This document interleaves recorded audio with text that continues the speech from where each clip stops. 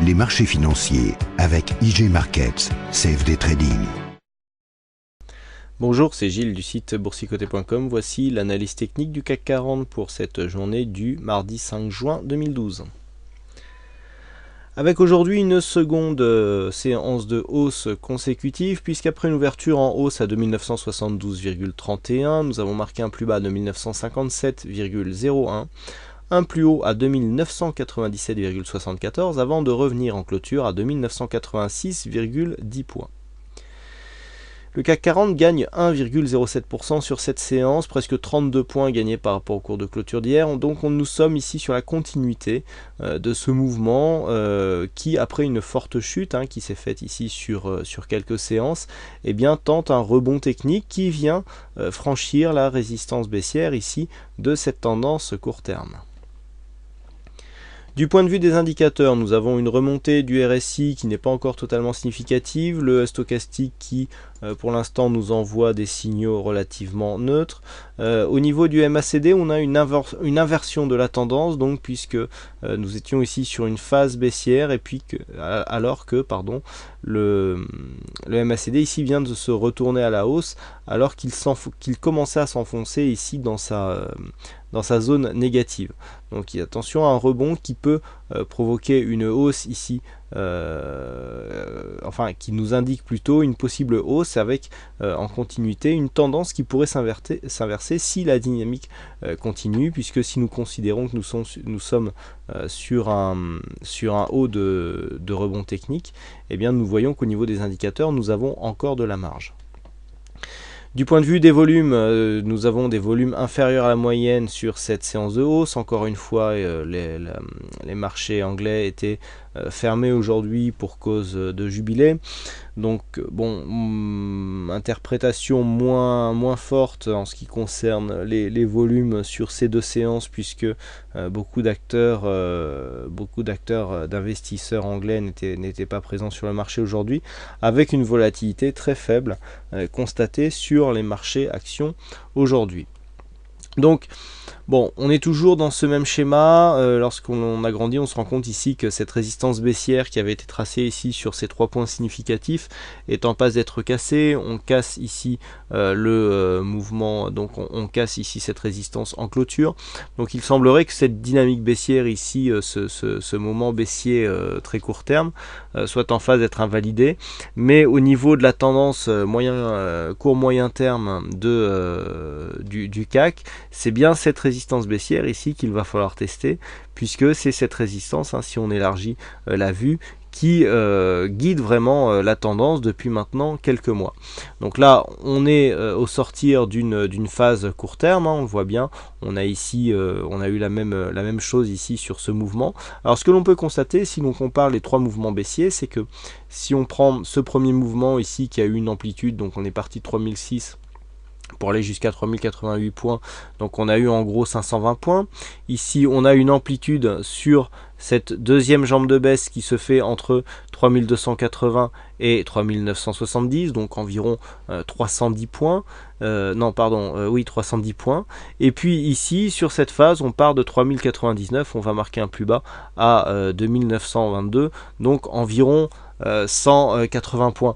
Donc on voit bien que au fur et à mesure que l'on avance, les zones baissières directes, dans cette zone on n'a pas réellement eu de rebond technique à part ces 2 bougies ici, mais c'est vraiment minime. On a les amplitudes des jambes baissières ici qui se réduisent. Le fait que l'on ait ici cette jambe baissière qui soit courte, puisque si le mouvement court terme se confirme demain, donc avec une continuité de la hausse en direction des 3030, eh bien on sera vraiment sorti de cette dynamique, puisqu'on voit bien ici, je n'ai pas tracé le support baissier puisqu'il est moins significatif. On n'arrive pas à trouver un ensemble de points qui valent vraiment le coup de définir un support. Mais on voit bien ici que ce qui est le plus important dans la phase baissière, c'est la résistance qui guide cette tendance. Et on voit bien que cette cassure ici, nous fait entrevoir une possible sortie de cette phase baissière pour donc aller tester encore une fois cette résistance moyen court terme. Donc là, le signal pour l'instant est plutôt positif sur le très court terme, mais on voit du point de vue des indicateurs que eh bien, ce n'est pas un... Et puis même sur la forme même des bougies, on le constate que on n'est pas sur un mouvement puissant. Hein. Autant on avait eu ici deux bougies assez significatives avec un franchissement ici, vous voyez, qui s'était fait en overnight. Là on avait une bonne dynamique. Ici pareil, hein, franchissement, premier pré-franchissement ici avec ouverture sur gap, même si le gap avait été repris après. On avait marqué donc ce rebond technique qui nous avait amené par deux fois donc sur cette résistance baissière. Hein, on voit bien ici phase de baisse, rebond technique sur un test de la résistance baissière. Deuxième rebond technique avec un test de la résistance baissière avec, on se le rappelle, cette ligne qui était déjà tracée et un plus haut qui était venu se loger à un point près sur la résistance avant donc la continuité de la baisse. Donc si on considère que eh bien, nous sommes ici sur une sortie de mouvement très court terme, nous irons donc très probablement tester cette zone de résistance. Donc aujourd'hui ou demain on oscillera entre 3040 et 3030 points en fonction de la rapidité, mais au même titre que cette sortie et que cette précédente, il faudrait déjà avoir demain une poussée significative qui nous donnerait une bonne dynamique pour croire en ce rebond technique. Parce que du point de vue des indicateurs, nous l'avons vu avec un MACD qui est sur une zone neutre, avec des stochastiques RSI qui sont assez hésitants, on aurait assez de dynamique ici pour venir casser cette résistance baissière. Donc là on a une première alerte, encore une fois un signal qui mérite surveillance mais qui n'est pas du tout confirmé. Il faudra valider demain ici cette possibilité par une bougie, si possible la plus puissante possible, avec si elle était nourrie de volume, eh bien ça serait encore mieux. Et puis on me demandait ce matin pourquoi je n'avais pas signalé une divergence haussière sur le CAC 40. Donc je vais me rapprocher, je vais vous expliquer pourquoi. Alors nous avons une divergence tout simplement parce qu'ici nous avons un point bas et nous avons ici un deuxième point bas. Si on regarde ici au point de vue du RSI, voilà, on constate que ici les plus bas ne sont pas suivis puisque les cours remontent. Si on regarde au niveau du stochastique, voilà, on a un plus bas ici avec le deuxième plus bas qui remonte. Alors, pourquoi ne pas avoir signalé cette divergence? Tout simplement parce qu'il faut attendre d'être sûr que ce point bas ici est significatif. Si on se remet dans le contexte d'hier soir, où suite à cette bougie, nous venons ici marquer un petit rebond technique, mais au regard de cette bougie, il n'y a pas vraiment, on n'a pas du tout d'inversion de tendance possible. Là, on a une deuxième bougie. On n'a pas encore venu casser ici le plus haut de cette bougie qui nous ferait vraiment une validation de cette sortie. On n'est pas du tout sûr que cette zone correspond à une zone de plus bas. Savoir que si on a cette phase ici et puis que là on ouvre en hausse et puis qu'on revient marquer un plus bas, il faudra attendre le retournement et que donc être sûr d'avoir trouvé un point bas pour mesurer l'écart que nous trouvons au niveau des indicateurs. Donc effectivement, cette divergence existe, mais il était tout simplement trop tôt pour la signaler. Alors là, si la hausse persiste, si ce mouvement ici est confirmé, effectivement on pourra parler de divergence haussière qui expliquera donc ce que je vous disais tout à l'heure sur la succession d'amplitudes sur les jambes baissières, qui sera un élément de plus pour dire que entre ces deux points bas, les indicateurs remontent et que donc nous avons effectivement un essoufflement de la dynamique. Mais avant cela, il faudra avoir une bougie relativement puissante. Alors si on joue le retournement, si on joue le retournement, eh bien c'est vraiment un test rapide et donc si possible demain qu'il faudra avoir donc sur le CAC pour venir le plus rapidement possible au contact de cette résistance baissière.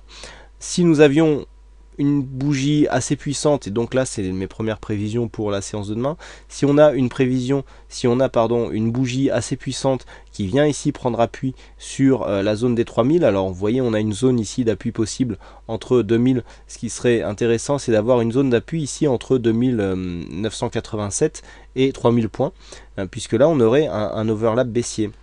Rappelez-vous, un overlap haussier, pardon. Rappelez-vous cette zone des 2987, très intéressante puisque elle avait marqué un précédent point bas, alors que sur cette séance elle a marqué un point haut.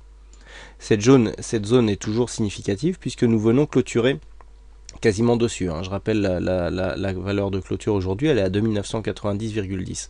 Si nous venions ici à marquer cette zone comme une zone de point bas, nous aurions ici une zone qui est devenue résistance après avoir été support. Le fait que nous repassions au-dessus et que l'on revienne s'appuyer sur cette zone, on aurait une résistance, puisque cette zone est devenue résistance, qui redeviendrait support, et ça serait vraiment de bonne aloi pour avoir ici un prochain test de cette zone de résistance située demain aux environs de 3040 points. Donc voilà pourquoi il faudra surveiller ici cette zone de point bas. Donc si nous sommes au-dessus de cette zone ici de 1987-3000, eh bien c'est haussier avec en point de mire donc la zone des 3040 points. Personnellement, je vois pas trop une cassure pour demain, mais au détour d'une annonce ou d'un news flow positif, on pourra avoir cette cassure directe qui serait du coup pour le coup un signal fortement positif. Regardez, nous avons cette résistance ici qui se mêle avec la moyenne mobile 20 exponentielle. Vous voyez, on en a été séparés précédemment, et là vous voyez comment nous confondons ici la moyenne mobile avec cette zone de résistance. Donc ça c'est très important, puisque si nous venons ici casser cette zone, ça sera un signal relativement fort, puisque si on prend la tendance depuis le début, nous voyons bien que depuis ici l'inversion de polarité, on est vraiment venu rechercher cette moyenne mobile 20 exponentielle comme une zone d'extrême point haut, hein. Vous voyez là on a quelques points entre la zone de point haut et la moyenne mobile 20 exponentielle. Là on a confirmation de la tendance, retour sur un rebond technique avec toujours cette moyenne mobile 20 exponentielle qui reste ici une très bonne zone de continuité de short. Deuxième tendance baissière, et là troisième rebond technique avec ici une moyenne mobile 20 exponentielle, encore une fois, qui vraiment a joué un rôle de résistance sur la tendance, et donc a provoqué ce troisième bras baissier. Donc là cette zone, le fait d'avoir cette moyenne mobile 20 exponentielle confondue avec la résistance baissière, si nous avons une cassure, ça sera vraiment très intéressant. Par contre, si nous avons ici un plus haut à 3040 avec une chute violente, attention, cela pourrait nous indiquer que ce mouvement ici n'est vraiment que technique, pas assez puissant. C'est ce que nous indiquent les volumes, même si il faut tempérer cela par le fait que la bourse londonienne soit fermée, mais on aura quand même un signal d'affaiblissement de ce rebond technique. Entre 2957 et 3000, zone de neutralisation, on aura ici une phase baissière qui aura respiré, et par contre sous 2957, alerte baissière avec continuité et possible cassure en ligne de mire de cette zone ici des 2922 points. Voilà ce que l'on peut dire donc sur cette analyse technique en vidéo, un peu plus longue qu'à l'accoutumée, mais qui méritait un peu plus d'explication. Donc il y avait un signal en cours, hein, puisque nous avions joué ici une cassure des 2970 points. Alors nous avons validé un financement de la position par un contact ici à 2945. Alors personnellement, en ouverture ici en pré-open, on a validé les 2920. Mais cela n'a pas été validé sur le cash, donc avec un déclenchement ici du stop, eh bien, ce trade est officiellement neutre, hein. Normalement, c'est vrai que les valeurs ici qui sont constatées en préouverture sont souvent reprises sur le cash, mais cela n'a pas été le cas aujourd'hui, et donc c'est ce qui explique cette différence. Voilà, donc pour cette analyse technique. Alors aujourd'hui c'est Loulou qui a gagné au jeu du fixing, bravo à toi Loulou, et puis quant à moi il ne me reste plus qu'à vous souhaiter à toutes et à tous une bonne soirée, bonne chance dans vos trades, et à demain pour de prochaines analyses techniques en vidéo. Bonsoir à tous. Les marchés financiers avec IJ Markets, CFD Trading.